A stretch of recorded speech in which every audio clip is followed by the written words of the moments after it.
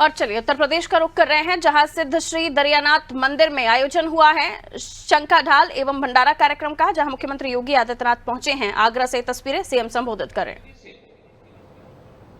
उन्होंने आगरा मंडल में एक सम्मान अर्जित किया था। न केवल धार्मिक और आध्यात्मिक रूप में बल्कि सांस्कृतिक जन जागरण के कार्यक्रम में भी वे बढ़ चढ़ करके भाग लेते थे।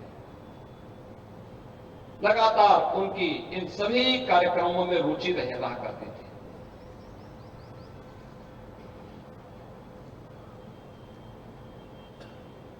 बहुत छोटी उम्र में ही देवयोग से ऐसी घटना घटित हुई कि वे हमारे बीच में नहीं रहे। और ये पहली बार नहीं हुआ था। एक बार तो वह एक भंडारा कार्यक्रम में गए हुए थे राजस्थान के पास।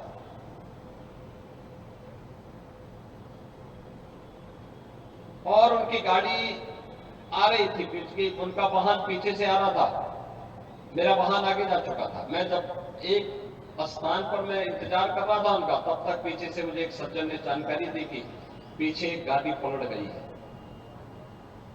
मैं अपनी गाड़ी को लेकर के गया, देखा मैंने कि लोग घायल अवस्था में थे, काफी घायल हुए थे, उनका उपचार हुआ, ठीक हो गए थे। लेकिन उसके उपरांत फिर आगरा में ही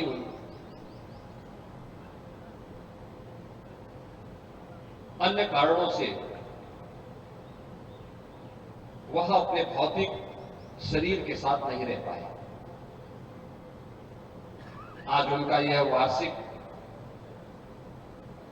जो शंखा ढाल का भंडारा है, जो नाथ संप्रदाय की परंपरा में किसी भी योगेश्वर के लिए संप्रदाय के माध्यम से संपन्न होता है, और मैं इसके लिए महंत्री श्री दीदारनाथ जी को हृदय से धन्यवाद देता हूं कि उन्होंने इस भंडारा के माध्यम से योगी सिद्धनाथ जी का स्मरण किया,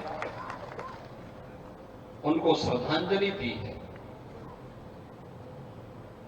ये योगेश्वरों की परंपरा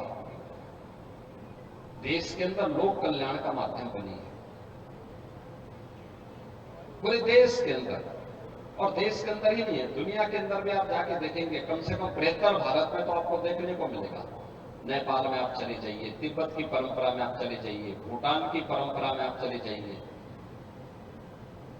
अखंड भारत में बांग्लादेश और पाकिस्तान में भी, आपके अफगानिस्तान में भी अनेक ऐसे स्थल थे जहां पे हमारे योगेश्वर रहा करते थे, जन जागरण के कार्यक्रमों में, लोक कल्याण के कार्यक्रमों में जुड़े रहते थे। लेकिन बृहत्तर भारत में कोई राज्य ऐसा नहीं, कोई अंचल ऐसा नहीं जहां पर योगेश्वर आज भी वहां पे व्यापक आध्यात्मिक, धार्मिक और सांस्कृतिक जन जागरण के कार्यक्रम के साथ साथ लोक कल्याणकारी कार्यक्रमों के साथ में जुड़े। वहां पे अनेक कार्यक्रम चल रहे हैं। कोई स्थानीय स्तर पर मठ और मंदिर के माध्यम को धार्मिक जागरण का माध्यम बनाता है। किसी के पास साधन है तो उसने संस्कृत की शिक्षा के माध्यम से जन जागरण के कार्यक्रम को आगे बढ़ाया है, किसी ने गौ सेवा के माध्यम से बढ़ाया है, जिसके पास और साधन है उसने अच्छे स्कूल खोले हैं, मेडिकल कॉलेज बनाए हैं, इंजीनियरिंग कॉलेज बनाए हैं, अन्य महत्वपूर्ण संस्थान बनाए हैं।